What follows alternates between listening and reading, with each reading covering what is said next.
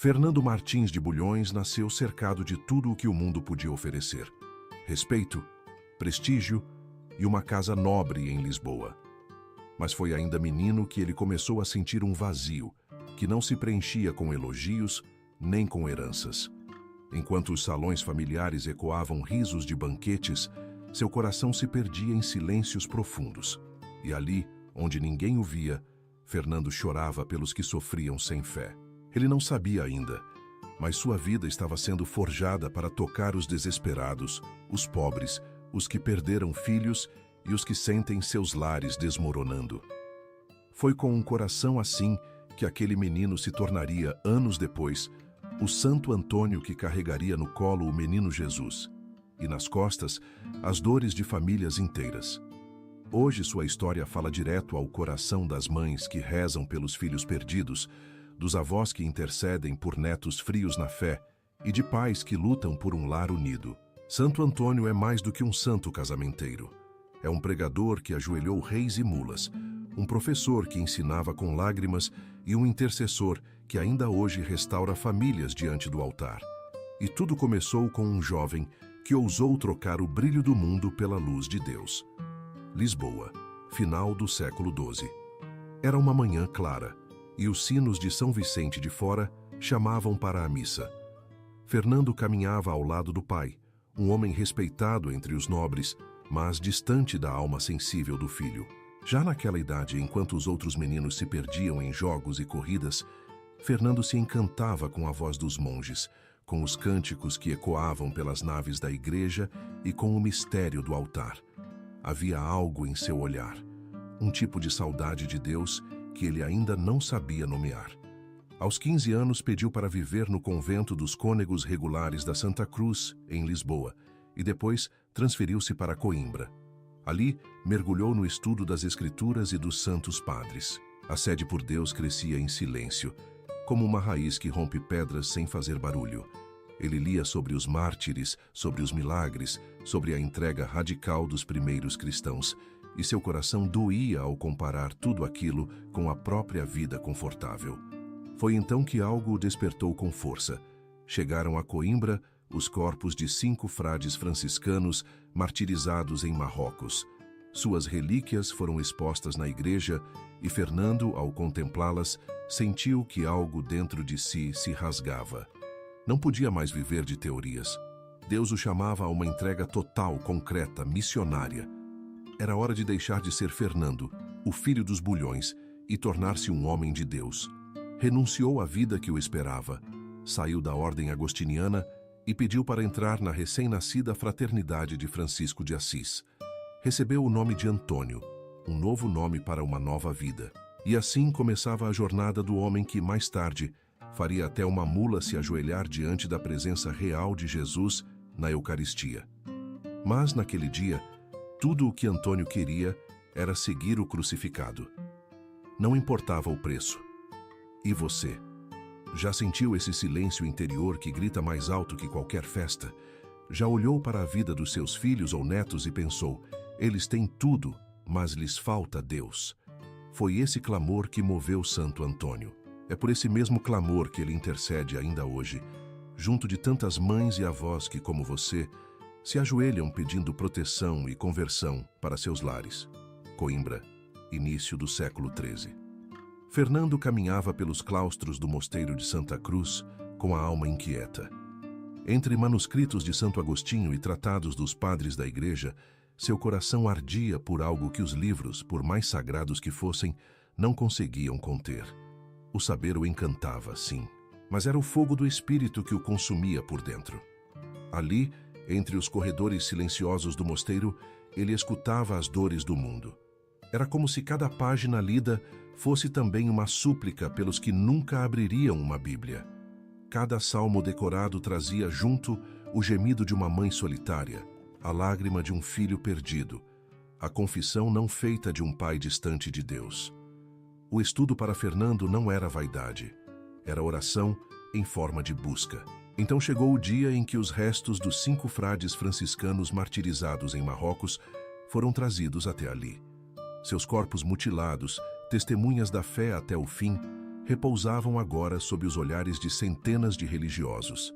Mas em Fernando, aquela visão provocou um terremoto. Não era possível permanecer nos livros quando o sangue dos irmãos ainda escorria sobre a terra missionária. A providência havia falado. Era hora de partir. Ele procurou os superiores. Pediu com humildade para deixar os cônegos agostinianos. Não queria mais a segurança de uma cela monástica.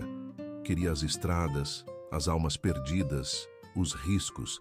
Pediu para vestir o hábito dos frades menores, fundados há pouco por São Francisco de Assis. Trocou a ciência pelo serviço, o prestígio pelo escondimento e os altares de pedra pelo altar vivo, que é o coração humano. Recebeu então o nome de Antônio, nome que traria em si a força de uma missão. Com permissão, embarcou rumo ao Marrocos, decidido a seguir o mesmo caminho dos mártires. Mas ali, num contraste que só Deus compreende, ficou gravemente doente logo ao chegar. Foi obrigado a retornar. Humilhado? Não. Humano. Na escola dos santos, o fracasso não é sinal de abandono, mas de condução misteriosa. Na volta, o barco foi lançado por uma tempestade e ele acabou desembarcando na Sicília. Dali seguiu para a Itália e em 1221 participou do capítulo das esteiras em Assis, onde conheceu pessoalmente São Francisco. Era como se Deus dissesse: ainda não chegou a hora de teu martírio, Antônio. Primeiro, quero que sejas vós. Quero que tua palavra leve de volta para casa os que se perderam, que tua pregação aqueça os corações frios dos filhos distantes, que teu olhar cure as feridas das famílias divididas. E é exatamente isso que ele fez. Talvez hoje você também esteja em uma encruzilhada parecida, entre o saber e a missão, entre o desejo de ir e os limites que Deus impõe. Talvez esteja rezando há anos pela conversão de um filho e sinta que tudo voltou ao ponto de partida.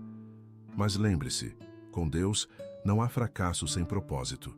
Os meus pensamentos não são os vossos pensamentos, nem os vossos caminhos são os meus caminhos, diz o Senhor. Isaías capítulo 55, versículo 8. Antônio não foi onde queria, mas chegou exatamente onde Deus o queria. O mar parecia calmo quando Antônio embarcou rumo ao Marrocos. O céu limpo, o vento suave, tudo indicava que aquele era o início de uma grande missão. Mas a alma do santo sabia. Quando se entrega a Deus, o verdadeiro combate acontece no invisível. O que os olhos não viam, o coração já pressentia. Uma cruz o esperava, mas não seria a do martírio como ele havia sonhado. Ao desembarcar em terras africanas, foi tomado por uma enfermidade grave. O corpo cedeu, a febre queimava, os membros enfraqueciam. Antônio, o jovem idealista que ansiava pela coroa dos mártires, agora mal conseguia ficar de pé. Era como se Deus lhe dissesse: antes de morrer por mim, aprende a viver em mim. Ficou dias assim, só. A missão que tanto desejava realizar parecia agora um castelo desfeito pela maré. Os irmãos o aconselharam a retornar, e ele obedeceu, com humildade, com dor, mas sem revolta. Era a primeira grande renúncia de sua nova vida. Renunciar até mesmo aos próprios sonhos santos para acolher os caminhos de Deus. O barco que o levaria de volta à Europa nunca chegou ao destino planejado. Uma tempestade desviou o rumo e ele foi lançado à costa da Sicília. Um náufrago da fé, um missionário sem missão. Mas ali, na terra desconhecida, começou um novo capítulo da sua história. Seguiu então para Assis, onde se realizava o capítulo das esteiras. Um encontro de centenas de frades franciscanos reunidos sob a bênção de São Francisco. Antônio era apenas mais um, sem cargo, sem destaque, um frade estrangeiro, doente e em silêncio. Ninguém conhecia ainda a força daquela alma escondida. Aceitou viver recluso no eremitério de Monte Paolo, fazendo serviços simples. Lavava pratos, cuidava do jardim, rezava. Durante um ano inteiro, permaneceu assim. Até que um dia, durante uma ordenação sacerdotal, foi convidado às pressas a pregar, só porque nenhum outro frade havia se preparado. Relutante, levantou-se, e quando começou a falar, o céu se abriu. A voz de Antônio não era apenas eloquente, Era ungida. Falava das Escrituras como quem conversava com o próprio autor. Tocava os corações como quem havia chorado com Deus nas madrugadas. Pregava não com técnicas, mas com verdade. Todos ficaram em silêncio. Aquela simplicidade escondia um gênio espiritual. Um mestre, um profeta, um pai para os que haviam se afastado da fé. A partir dali, sua missão se revelou. Tornou-se pregador itinerante. Passou pela Itália e pela França, tocando multidões, reunindo famílias, convertendo corações endurecidos. Sua palavra era como a chuva descrita no Salmo. Desce dos céus e não volta sem antes regar a terra, fazer brotar e produzir, para dar semente ao semeador e pão ao que come. Isaías, capítulo 55, versículo 10. Antônio aprendeu, naquela tempestade que desviou seu barco, que os ventos de Deus são mais sábios que os nossos mapas. E você? Já se sentiu perdido em um caminho que parecia errado, mas que acabou revelando o certo? Já teve que voltar atrás num plano que parecia divino? Antônio não chegou onde queria, mas chegou exatamente onde muitos filhos e filhas precisavam que ele estivesse. Ninguém imaginava o que se escondia por trás do semblante humilde daquele frade estrangeiro. Em Monte Paolo, Antônio era apenas o irmão obediente. Suas mãos calosas testemunhavam o serviço diário. Seu silêncio, a profundidade de uma alma moldada pelo Espírito. Não buscava reconhecimento, tampouco aplausos. Sua maior alegria era estar na cozinha, no quintal, no canto da capela, onde ninguém o aplaudia, mas Deus o via.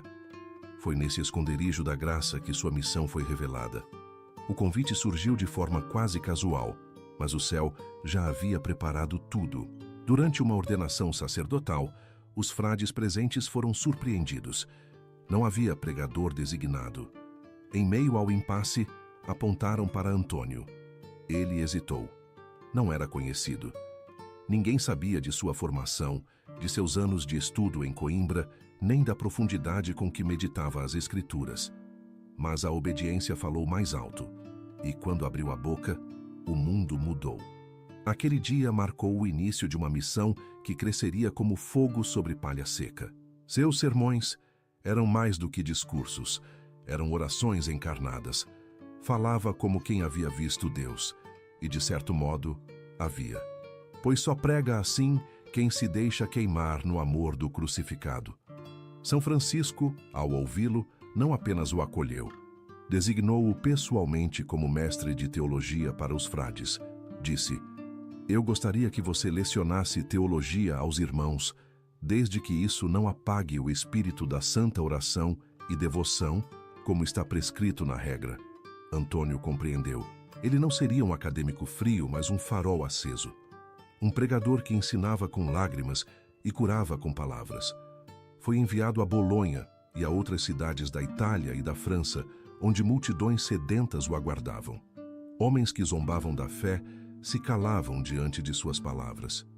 Mulheres que choravam pelos filhos perdidos encontravam consolo em sua voz. Crianças o escutavam como quem escuta histórias do céu. Pobres e ricos, doutores e ignorantes, todos compreendiam quando ele falava, porque Antônio falava com o coração de Deus.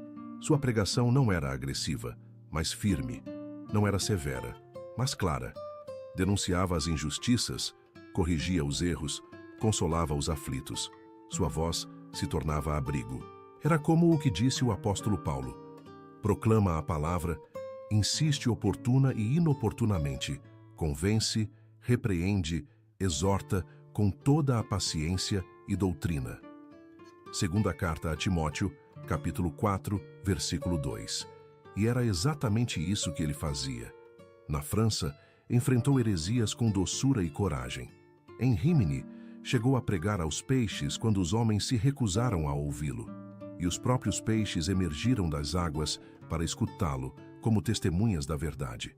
Antônio havia deixado tudo, e agora Deus o dava a todos, não mais escondido, não mais esquecido, mas elevado, não por vaidade, mas por missão. Você que vê ou escuta agora, quantas vezes se sentiu esquecido em sua própria casa? Quantas vezes sua oração de mãe, de avó, de esposa, pareceu não ter voz. Saiba, Deus também prepara seus milagres nos bastidores. O que hoje parece silêncio, amanhã pode ser salvação. O que hoje é lágrima, amanhã pode ser ressurreição. Na poeira das estradas da Itália e da França, Santo Antônio caminhava com um livro na mão, uma palavra no coração e a alma em fogo. Não havia multidão grande demais, nem aldeia pequena demais.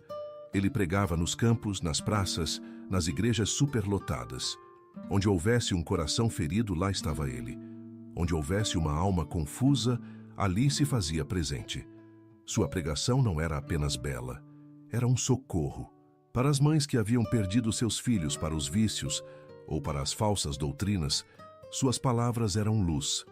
Para os homens que tinham abandonado a fé por orgulho, suas homilias eram como pontes de volta ao lar. Não falava de Deus como quem repete fórmulas. Falava como quem conhece o Pai, como quem carrega em si a misericórdia do Filho e a chama viva do Espírito. As cidades se rendiam, heresias eram desmascaradas, famílias se reconciliavam, confissões se multiplicavam. O povo dizia: "Nunca vimos alguém falar assim." E os registros da época confirmam. Seus sermões atraíam multidões tão grandes que era preciso pregar ao ar livre, em campos abertos, sob sol ou chuva. Os corações endurecidos se quebravam ao som de sua voz.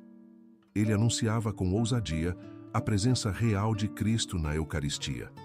Falava do inferno com lágrimas, não com condenação. Falava do céu como quem já o vislumbrava.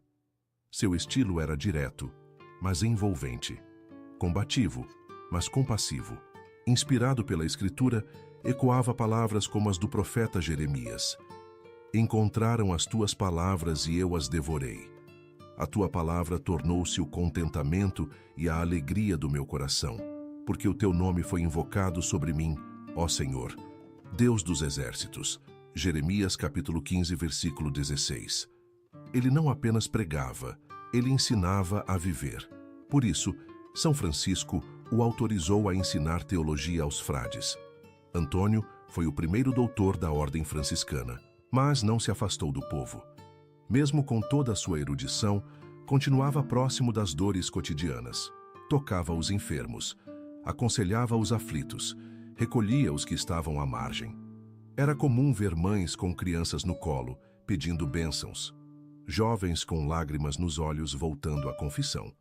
Maridos e esposas, juntos outra vez, depois de ouvir suas palavras sobre o perdão. Antônio unia o que estava quebrado. Reunia o que havia se dispersado. Ele fazia as famílias voltarem para casa. E não apenas a casa de paredes, mas a casa da fé. Ainda hoje, sua voz continua ecoando. A cada trezena, a cada oração diante de sua imagem, há um sussurro do céu. Volta, recomeça. Não está perdido. Santo Antônio continua intercedendo pelas mães que choram sozinhas, pelos pais que já não sabem como ajudar seus filhos, pelos lares que parecem desfeitos. Se há uma dor escondida no seu coração, uma preocupação que só Deus conhece, confie agora, entregue a Ele. Pois, como diz o Salmo, o Senhor está perto dos que têm o coração quebrantado e salva os que têm o espírito oprimido. Salmo 34, versículo 18. Há ainda um milagre impressionante que precisa ser contado. Um momento em que até um animal reconheceu o que muitos homens rejeitam. Toulouse, sul da França. Um homem desafia Santo Antônio com escárnio nos olhos e frieza na voz. Diante de uma multidão silenciosa, o provocador afirma: "Eu só acreditarei que Cristo está presente na hóstia consagrada se até um animal se ajoelhar diante dela." Era a arrogância travestida de razão. Mas Santo Antônio, com a serenidade de quem não defende uma ideia, mas uma pessoa viva, aceitou o desafio. Não para provar algo, mas para abrir os olhos de quem queria ver com o coração. O homem propôs o teste. Durante 3 dias, sua mula não receberia alimento. Ao fim, ela seria colocada diante de 2 caminhos, um monte de feno e a hóstia consagrada nas mãos do santo. E então veriam qual força prevaleceria, o instinto ou a fé. Chegado o dia, todos se reuniram. O animal, visivelmente faminto, foi solto. Caminhou em direção ao alimento. Mas quando Santo Antônio ergueu a hóstia com as mãos puras e o olhar voltado ao céu, algo impossível aconteceu. A mula parou, ignorou o feno. Ajoelhou-se diante do Santíssimo Sacramento. Houve um silêncio sagrado. Alguns choraram. Outros caíram de joelhos junto com o animal. O provocador caiu em si. E ali, naquela praça, muitos corações foram conquistados por Deus. Aquele momento não foi apenas um espetáculo, foi um sinal. Um lembrete de que, diante da presença real de Cristo na Eucaristia, todo joelho deve se dobrar, como está escrito. Por isso Deus o exaltou soberanamente e lhe deu o nome que está acima de todo nome, para que ao nome de Jesus se dobre todo o joelho, nos céus, na terra e debaixo da terra, e toda língua confesse que Jesus Cristo é o Senhor, para a glória de Deus Pai. Carta aos Filipenses, capítulo 2, versículos 9 a 11. Este milagre não era só para aquele tempo. Ele fala hoje a cada mãe que já não vê sinais de fé no coração dos filhos. Fala a cada avó que reza diante do sacrário pedindo por um neto distante da igreja. Fala a cada pessoa que escuta. Isso é só um símbolo, mas que sabe no fundo da alma que ali está o próprio corpo de Cristo, vivo e presente. A mula de Toulouse ajoelhou-se. E quantos homens hoje continuam de pé por orgulho, por mágoa, por cegueira espiritual? Se até um animal faminto reconheceu a presença do Salvador, o que impede tantos corações humanos de fazer o mesmo? Santo Antônio sabia, não se trata de convencer, trata-se de amar. E o amor verdadeiro se ajoelha, não para se humilhar, mas para adorar. Diante da Eucaristia, todos os impossíveis se tornam possíveis. Um filho que não reza pode se tornar um apóstolo. Um neto afastado pode reencontrar a fé. Um coração ferido pode voltar a confiar. Tudo começa com um joelho dobrado. Você quer ver o impossível acontecer na sua casa? Então venha comigo. Há ainda muito mais a revelar. Quando Santo Antônio chegou a Pádua, ele não era mais apenas um pregador admirado. Era um pai espiritual, um conselheiro dos esquecidos, um refúgio vivo para os que já haviam perdido a esperança. As ruas da cidade o reconheciam, mas era nos olhos do povo, especialmente das mães, que se via sua verdadeira grandeza. Ele era o pastor dos que choram em silêncio. Já debilitado, escolheu retirar-se para a região próxima a Campo Sampiero. O corpo pedia repouso, mas a alma insistia em continuar servindo. Mesmo com dores pregava, mesmo cansado atendia confissões, mesmo quase sem voz, consolava. Era o tempo da entrega silenciosa, quando o amor já não se expressa em feitos grandiosos, mas na presença que cura. Em Pádua, um novo milagre acontecia todos os dias, o da escuta. Antônio passava horas ouvindo as dores das pessoas. E ali, diante do seu olhar sereno, pais pediam pela conversão dos filhos, esposas rezavam por maridos endurecidos, viúvas imploravam por coragem para seguir. Ele não julgava, acolhia, como o Cristo que disse: "Vinde a mim, todos os que estáis cansados e oprimidos, e eu vos aliviarei." Evangelho segundo São Mateus, capítulo 11, versículo 28. Em um de seus sermões, dizia que a oração é como uma escada. Sobe-se por meio da súplica, da ação de graças, da confiança e do abandono. E era isso que ele ensinava com a própria vida. Sua fé já não precisava provar milagres. Bastava sua presença para que os corações se abrissem. Mas Deus ainda tinha algo a lhe confiar. Num entardecer calmo, hospedado na casa de um nobre em Campo Sampiero, Santo Antônio teve uma visão que marcará para sempre sua iconografia. Um criado, ao passar pela porta do quarto, viu uma luz intensa. Aproximou-se em silêncio e pasmo, contemplou o santo em êxtase, com o menino Jesus nos braços. Era uma cena de céu. O Cristo criança acariciava o rosto do frade, e este o contemplava como quem já vivia as promessas da eternidade. Era o consolo de Deus ao coração que tanto consolou. Era o filho visitando aquele que sempre defendeu os filhos dos outros. Um encontro de amor entre o céu e a terra, selando o fim da peregrinação. Dias depois, A saúde de Antônio se agravou. Pediu para ser levado de volta a Pádua, mas não resistiu ao caminho. Entregou seu último suspiro em 13 de junho do ano de 1231, pronunciando as palavras que resumem sua existência. Vejo o meu Senhor. Tinha apenas 40 anos, mas sua missão não terminou ali. Na mesma cidade onde tantas lágrimas haviam sido recolhidas por suas mãos, começaram a acontecer graças incontáveis. Milagres de cura, reconciliações familiares, libertações. O povo não se calou. 11 meses após sua partida, foi canonizado pelo Papa Gregório IX, um dos reconhecimentos mais rápidos da história da Igreja. A partir daquele dia, as mães de todo o mundo passaram a invocá-lo com ainda mais confiança. E até hoje, quando um filho se afasta, quando um neto se perde, quando a fé de uma família parece vacilar, Santo Antônio continua sendo o amigo fiel que escuta e intercede. Talvez, enquanto escuta estas palavras, o seu coração esteja como aquele quarto de Campo Sampiero, em silêncio, esperando que Jesus apareça.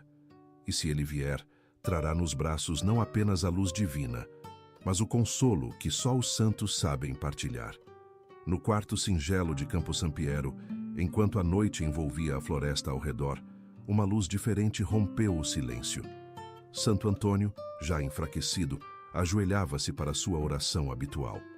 Era seu momento íntimo com Deus. Ninguém sabia que ali, naquele instante, o céu estava prestes a se inclinar sobre a terra.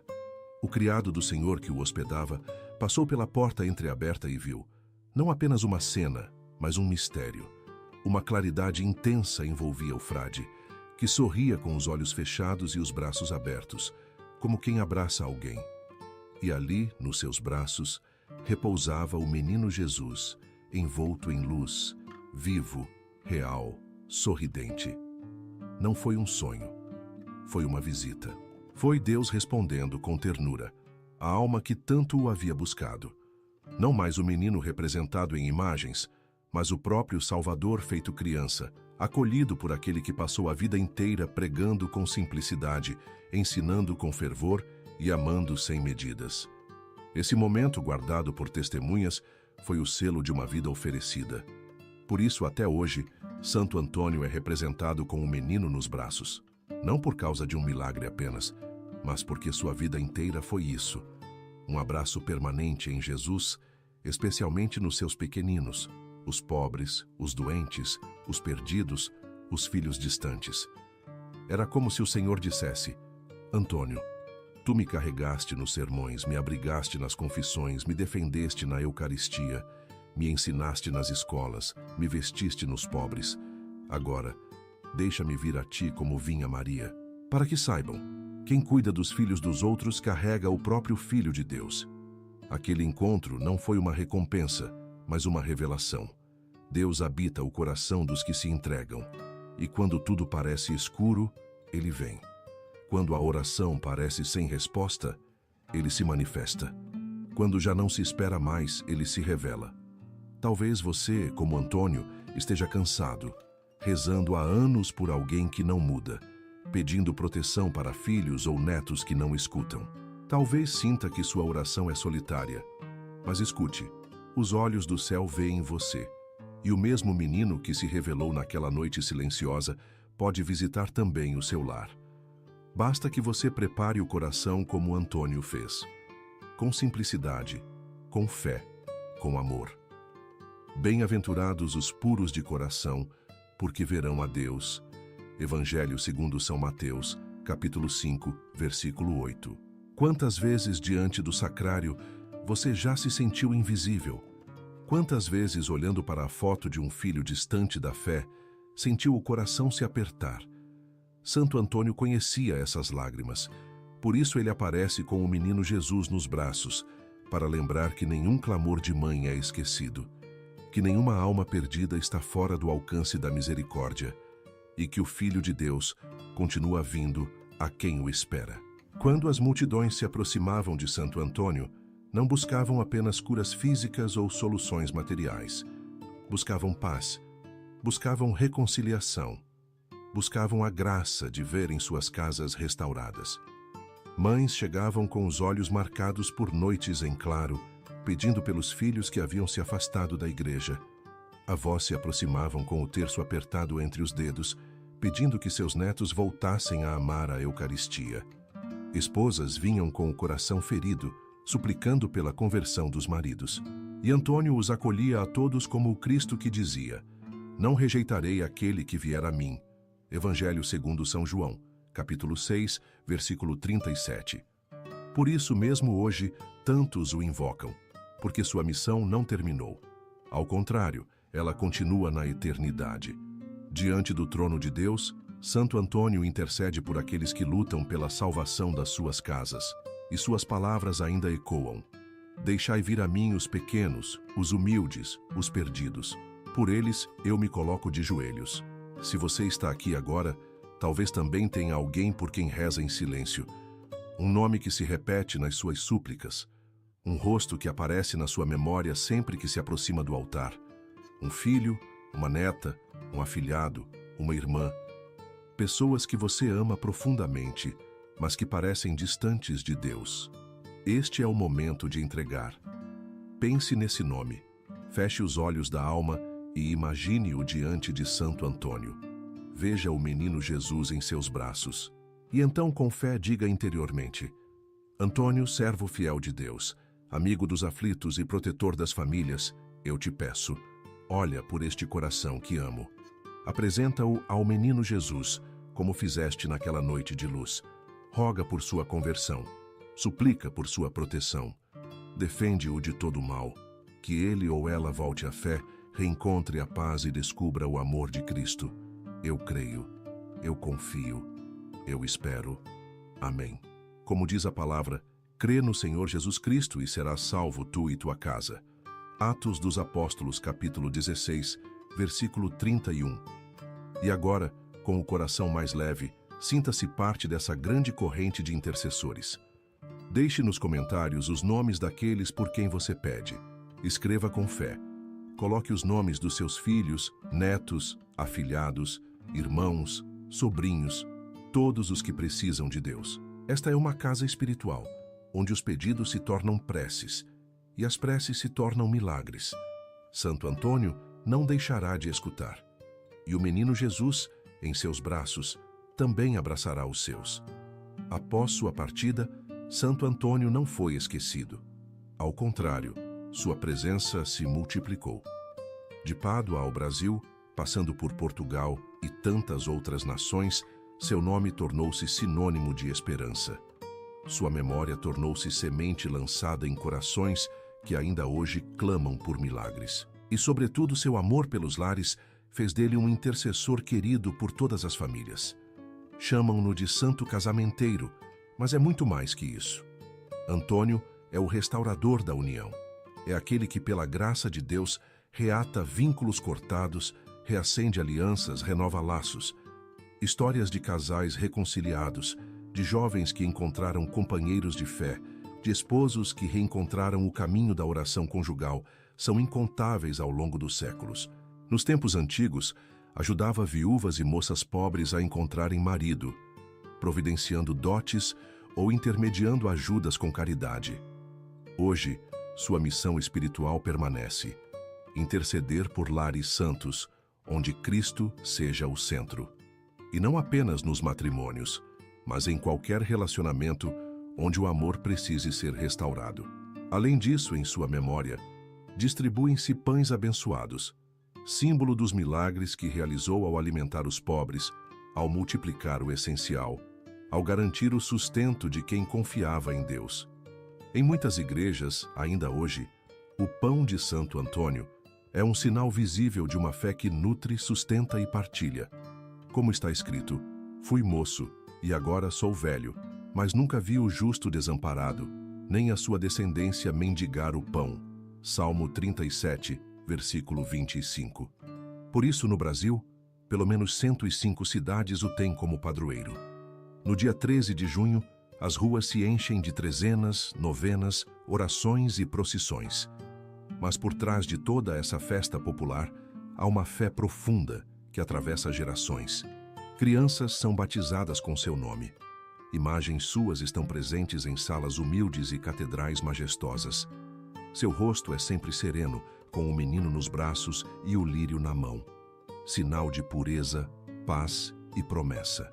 Mais do que recordações históricas, Santo Antônio se tornou um companheiro, um irmão na fé, um escudo contra o desespero, um guia para pais aflitos, um amigo fiel de quem reza pelas futuras gerações. Se a sua casa precisa de união, se sua família enfrenta brigas, se há silêncio entre irmãos, se o amor esfriou no casamento, se há ausência de paz, Santo Antônio pode ser o intercessor certo. Ele que levou tantos filhos de volta para o seio da igreja, ele que sustentou famílias com palavras e pão, ele que teve o privilégio de carregar o próprio Salvador nos braços, saberá também apresentar seus pedidos ao trono do Altíssimo. E mesmo que o mundo pareça em ruínas, mesmo que sua história familiar esteja marcada por traições, perdas ou decepções, lembre-se, nada é impossível para Deus. Evangelho segundo São Lucas, capítulo 1, versículo 37. Está pronto para selarmos esta caminhada com uma oração final, uma bênção sobre sua casa e um convite à fé? Santo Antônio de Pádua não foi apenas um pregador extraordinário ou um professor da fé. Ele foi, e ainda é, um refúgio para aqueles que perderam o caminho, uma resposta viva às orações silenciosas dos lares feridos, um sinal de que Deus nunca abandona aqueles que o buscam com sinceridade. De Lisboa a Pádua, da biblioteca de Coimbra aos campos onde pregou aos peixes, sua vida foi uma sucessão de recomeços, todos guiados pela mão invisível do Senhor. Ele quis ir a Marrocos, mas foi desviado. Quis ser mártir, mas se tornou pai espiritual. Quis desaparecer, mas Deus o fez luz. E é assim que os santos vivem, à disposição de Deus, mesmo quando não entendem. Se você chegou até aqui, talvez também esteja num momento de espera. Talvez reze há anos por um filho que não retorna, por um neto que perdeu a fé, por um casamento em risco, por uma casa que perdeu a paz. Saiba, Santo Antônio escuta. E o menino Jesus, que um dia brilhou em seus braços, continua sendo a promessa viva de que Deus habita os corações puros e atende os que confiam. Por isso agora, eleve o seu coração comigo.